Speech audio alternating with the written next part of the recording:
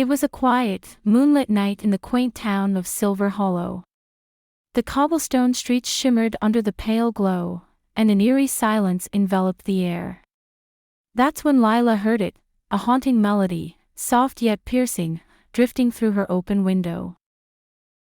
Drawn to the sound, she wrapped herself in a shawl and stepped out onto the street. The music guided her, pulling her toward the old clock tower at the town square, a place long abandoned after the mysterious disappearance of its last caretaker. As she approached, the melody grew louder, sharper, more sorrowful. She saw a figure standing in the tower's shadow, a violinist in a tattered coat, playing as though his very soul depended on it. His eyes were closed, and his face was etched with an expression of both agony and ecstasy. "Who are you?"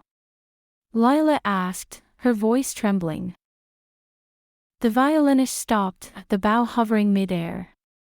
Slowly, he turned to her, and Lila gasped. His eyes glowed with an unnatural light, and his features seemed to shimmer, like a mirage in the moonlight. "I am bound to this melody," he said, his voice a whisper carried by the wind. "And now, so are you." Before Lila could respond, the violinist vanished, leaving only the haunting tune echoing in her ears. She looked down and found a violin at her feet, its strings glowing faintly in the dark.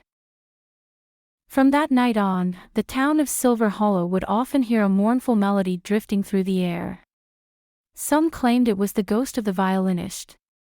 Others whispered that it was Lila, playing her soul into the strings of the cursed instrument.